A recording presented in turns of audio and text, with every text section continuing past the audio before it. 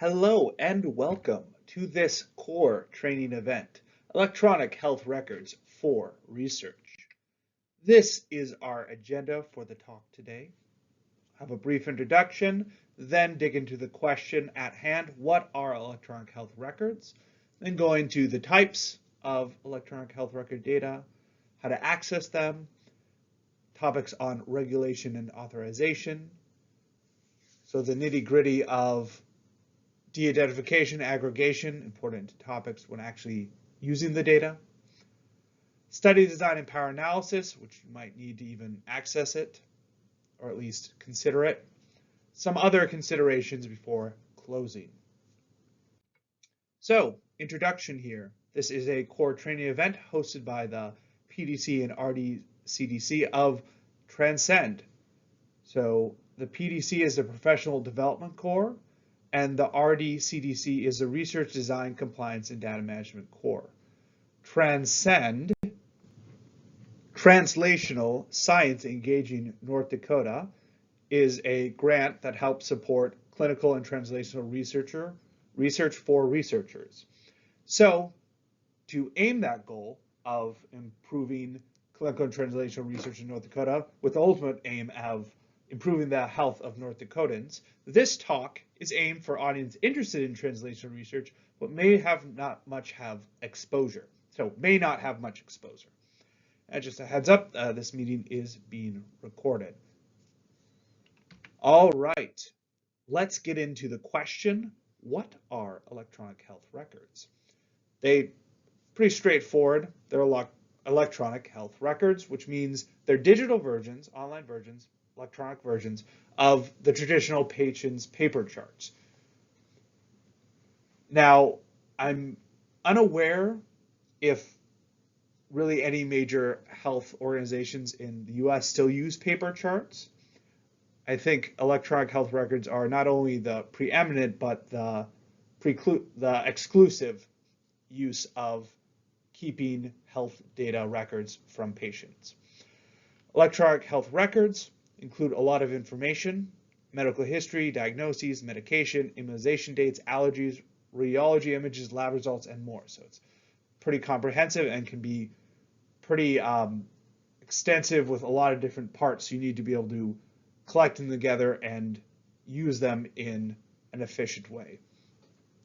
Electronic health records are typically created, managed, and consulted by authorized clinical providers only, as well as staff across healthcare organizations. So healthcare organizations, one that take patients, clinics, hospitals, etc., will have some sort of electronic health record system to collect this information. So there's a variety of types of electronic health record data. We can think about it in two different ways that might be helpful. One is the component side, the other is the variable side.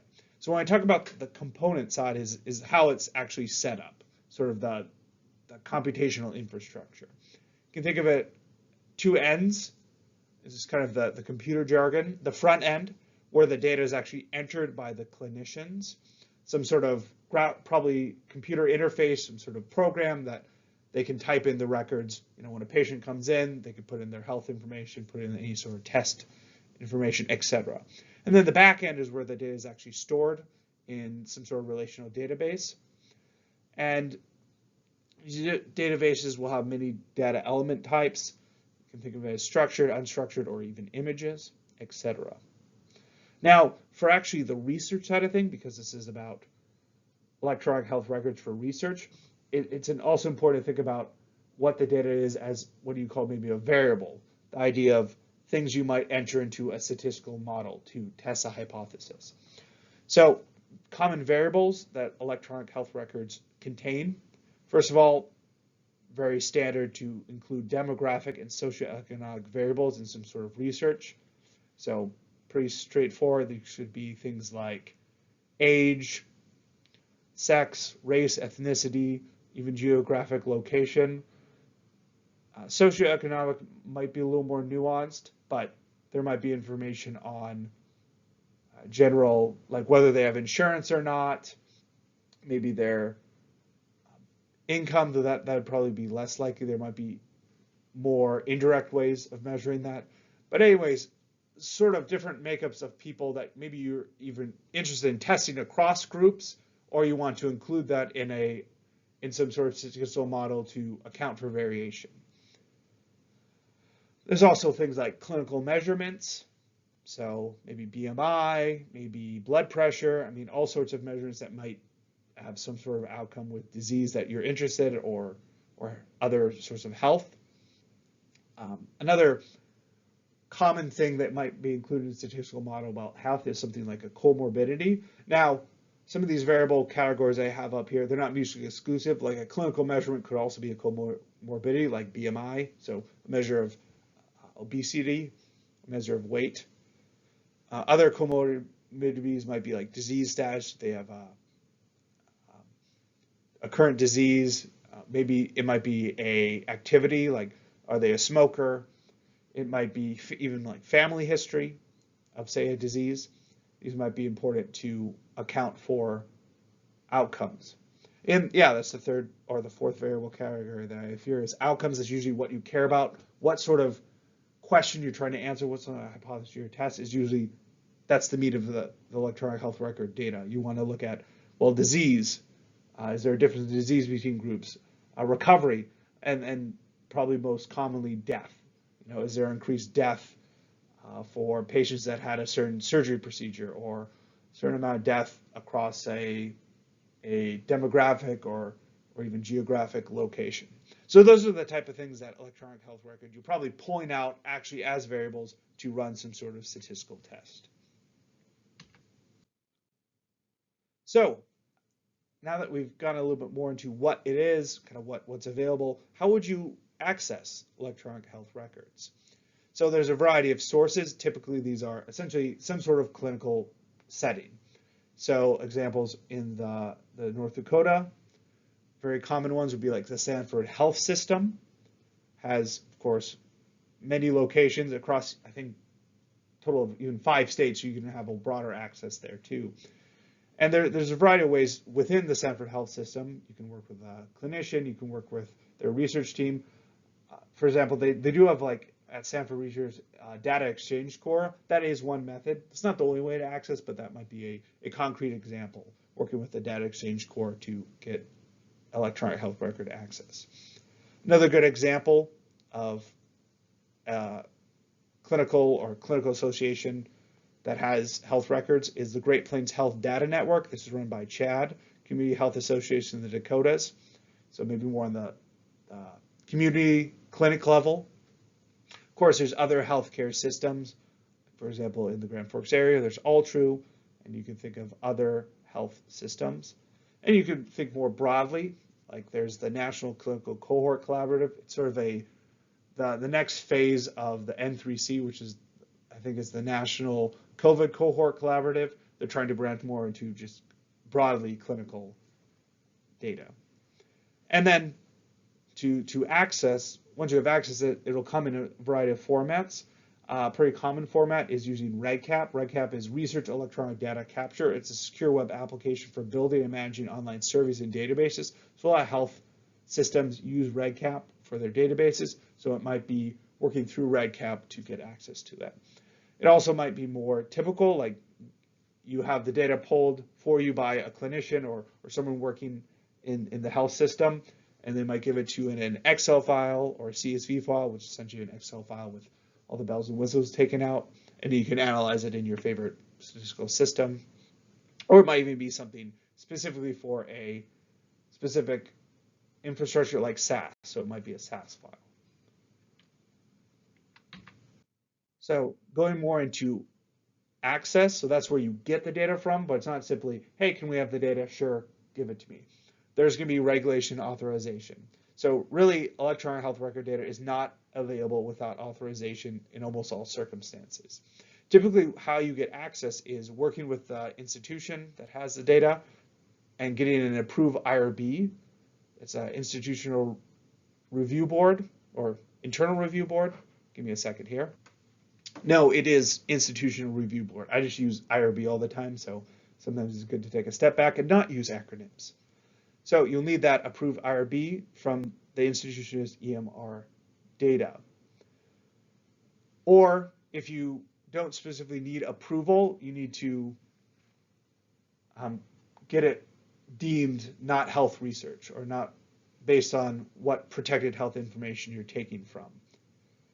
And so sometimes you don't need it. Maybe if it's already de-identified for you or aggregated, you don't specifically need an IRB, but you at least need to prove that you don't need an IRB. So you're going to glance off of an IRB in some way, whether it's getting an actual IRB and approved or looking into it and saying, no, it's not specifically required.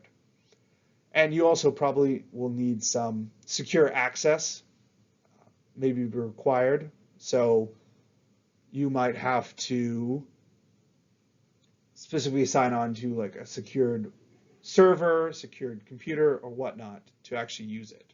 And it's also good to note within the whole IRB thing, IRB approval must come from the institution providing the electronic health record data, not necessarily the researcher's institution. So for example, if you were, say, a professor at NDSU, you're a researcher there, you want to use electronic health record data from Stanford, Stanford's IRB must review and approve the data, not NDSU's IRB.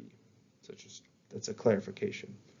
So once you get sort of approval, you're working with the organization, the data pull will be usually by the relevant staff. So you're not like going into an electronic health record and pulling it out of the back end. They'll be pulling it out for you and delivering whatever variables you had decided that you wanted, and then provided that to you in some sort of format like we talked about in the earlier slide. Now, because this is protected health information, it's going to be a violation to share with unauthorized individuals. So only the people on the IRB are going to be able to see this data, work with the data. That's again why you probably need to have some sort of secured access.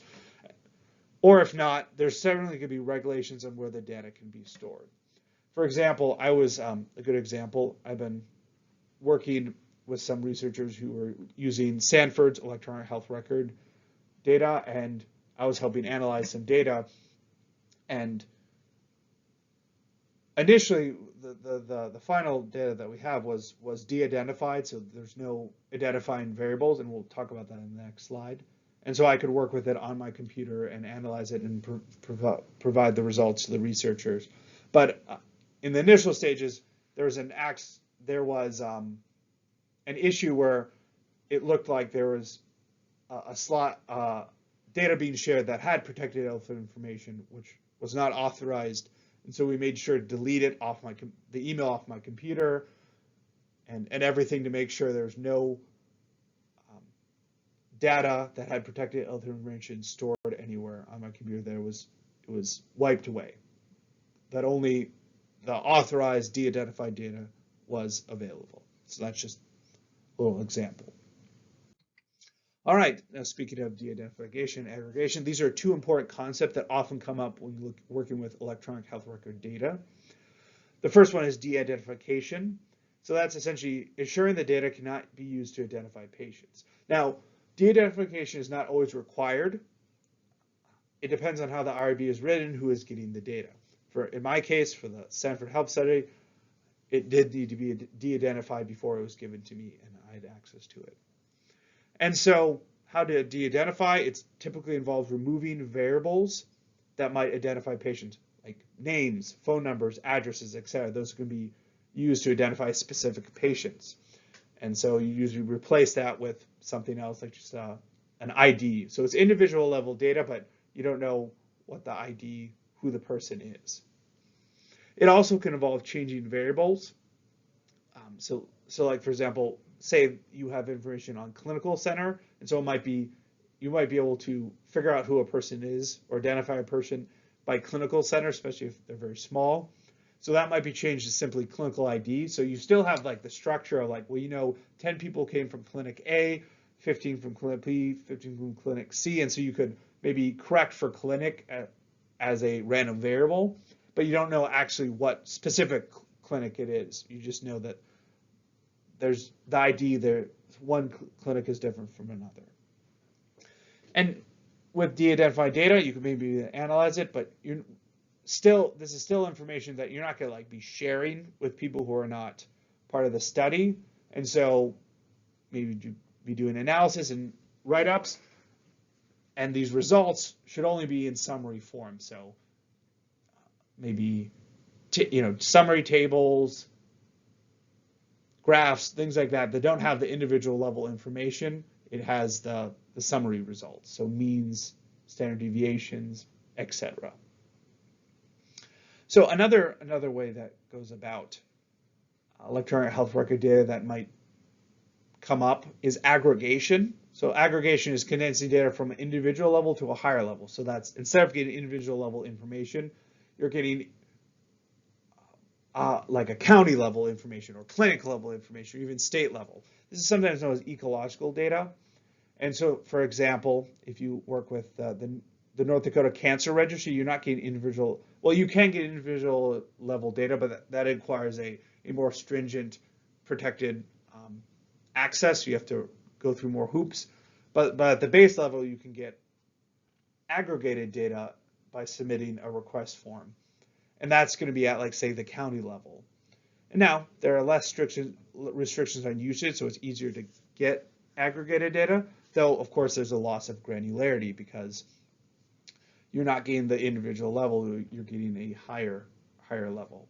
But that's often good for exploratory analyses or trying to answer questions at a broader level.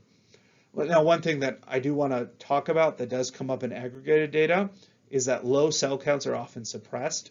What I mean by a cell count is, because this data is at sort of chunk, usually means or incidence or something at certain groups. So it could be by, say, county, but it could also be further stratified by, say, like county, sex, race, and maybe age category. You can see that as you have more and more cross sections, more and more cells, you're getting smaller and smaller groups that the data is condensing to. And if you get to such a small group, say a very small county, and you have like males, 65 plus, American Indian, that's a very small group.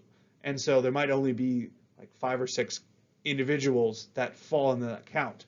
And typically, small cell sizes are going to be suppressed. So usually 10 or less is the general cutoff. So you might not be able to get information at a too granular of a level anyways, because low counts are suppressed. That's, again, kind of help the keeping individuals from maybe being possibly identified. So that's just another one of the downsides of aggregation. Okay, let's turn to some more of the stats side of things. Study design and power analysis, because when you're trying to get electronic health record data, you're not going to be able to say, hey, I just want to see all the records and play around with it and see what I find. You want to have a specific plan. You want to test a hypothesis. You want to have certain variables, and you want to make sure you have enough patients' records to actually answer the questions. And so one of the big things you want to do is power analysis. So power analysis is a procedure that researchers can use to determine if a test contains enough power to make a reasonable conclusion. Now, a more common and useful perspective is that power analysis can be used to calculate the number of samples required to achieve a specific level of power. So the components that go into that would be an alpha, which is simply set at 0.05, power 0.80, and then effect sizes, like how big of the difference, say, is between two groups, and then what's your overall statistical design. Power analysis for something like ANOVA is different from t-test, different from regression. So I've done other specific talks on power analysis, so I'm not going to go too much into that more here. The idea is, using these components, you're able to get the number of samples to actually test your hypothesis. And that's helpful because you don't want to try to do an electronic health records study on a certain question and not actually have enough power to detect a difference. So even if you pull all the patients, it's not going to answer the question. There's not enough power, there's not enough sample size. And one of the big practical reasons why you want to do power analysis or think about that is it's often required for submission. You might need to do a power analysis to say, I need X many samples to test my hypothesis. So you might need that even before you apply for an IRB or in your IRB. And sort of on the research and ethics side of things, one, if you have too few samples, you can't really detect a true effect. So that's sort of the research side of things. But then on the ethical side of things is if you just pull everything and you didn't actually need that many samples, in something like a clinical trial or other sort of intervention, too many samples in your study can actually waste resources and unnecessarily expose patients to risk. If you only need, say, 100 patients to test difference between true treatments, you don't want to test 1,000 in case of side effects. Now, the risk of electronic health record data it's much lower, but I mean it's not zero in the fact that if you're working with protected health information, there could always be a data breach. So you want to be sort of cognizant of that when you're trying to design how many samples you need from electronic health research. Now, when we talk about study design, power analysis, statistics, that's not everyone's cup of tea. So certainly look into assistance if you need that when you're designing your study. So you can find just a statistical collaborator wherever you're working. Stanford Research has a research design and biostatistics core. I'm part of the research design, compliance, and data management core for the TRANSCEND. So I work with statistics. I can help studies. And of course, you can do your own things like power analysis with G-Power or R. Okay, let's talk about some other considerations as we wind down here. One thing to think about when we're working with electronic health records is variable coding. So what's actually entered and stored in the databases might not be clearly delineated without knowing what's going into it. So variable names might be very unclear because there's only so many variables, or maybe the setup here is you can only have a certain way variables are named. So you might need to decode that. So something like HISC 25, 8 doesn't really make any sense, but maybe that's like, histology codes for a certain subsection of people, or something like that. Like the names might need to be clarified what they actually are, and also the variable values might need to be coded. It's very common to code categories as numbers. So race might be something like 1, 2, 3, 4, or 5, which doesn't make any sense unless you realize like, oh, they're codes for categories. Like race might be 1 might be like whites, 2 might be blacks, 3 might be Asians, or something like that. So you might need something like a code book of some kind to code what the names mean and also the values mean. And there's often a code book or a data book or whatever you want to call it. Sometimes these are official, sometimes these are unofficial. Like the BRFSS has a specific code book that you can look up for all the variables. That's an example of a not exactly electronic health records data, but individual level data on health. And then of course I've been working with Stanford, and so like when they give me a CSV file of the electronic health record data, de-identified, they do have like a code book that goes through and tells me what the variable names mean. So like comorbidity 1, means a specific comorbidity, and then maybe numbers will be represented by some sort of category, or maybe they are just numbers. So that's good to keep in mind. Next up is data wrangling. So the data you get from a electronic health records poll might not be what you need to run your analysis. Data might need to be reformatted. One example would be maybe changing from wide to long, or calculating new variables, or any sort of other formatting. So if you're not savvy with those sort of things, you might need to work with a statistician, work with some sort of data scientist to get the data in the format you need. And especially there might be more complexities. Maybe there is time variables. So like maybe patients might have more than one line because it's like patient A at this time was one line, patient A at another time is another line. You need to make sure you understand what's going on there and deal with it accordingly. There also might be errors in coding that you might need to figure out and solve. Like maybe there's values missing a decimal point. So instead of 31 as some sort of value, maybe it really should be 3.1, and you need to correct that because maybe all the other values range from 0.5 to like 5, and so 31 would be a huge outlier and skew everything. So you have to figure out whether that's valid or it's some sort of coding error. And you might need to look for recode errors in translation between software. So for example, maybe there's a date or some sort of value that's not a date, but then when you read it into Excel, Excel thinks it's a date and automatically updates it to look like a date, but it's not. You'll have to solve that, because if you think a date's some sort of value is not a date and Excel thinks it's a date, then you can't analyze it. And you also have to deal with like genuinely missing data. So maybe data was not entered, but is really there, and you need to follow up and figure out what data should be there. Or maybe it is really missing, like that the patient never had this test or didn't provide their age or something like that. And you have to decide whether you drop that individual in the analysis. Maybe you do something more sophisticated like imputing data, but you'll have to deal with missing data, which is a very common occurrence in health research. Then other considerations, just broadly speaking, analysis, you have to figure out what you want to do. If you're going to do a simple analysis, maybe you can do that on your own. Of course, if you're a stats whiz, you can do anything on your own, but a more complicated analysis for someone who's not, that's not really, again, their cup of tea, you might benefit from a statistical collaborator, especially because you might be dealing with large data sets with lots of columns and rows. You might need to really think about additional work you can do.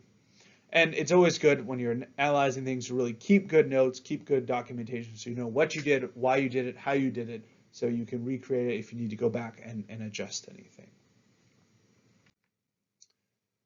All right, with that, we'll sort of close out here. To summarize what we talked about today, electronic health data can be very useful for health research. Now, electronic health record data is controlled access that typically requires an IRB for approval. So you're going to need to work with a clinician or clinical staff in some sort of health organization that has the health data to get it off the ground. And it's really good to plan ahead if you're interested in using electronic health record data, of like what sort of access you'll need, what sort of approval you'll need, what sort of variables and outcomes you're interested in. So I'll close here today. Thanks for joining us for this training event. I hope this helped get you more interested in translational research and what you can do with electronic health records.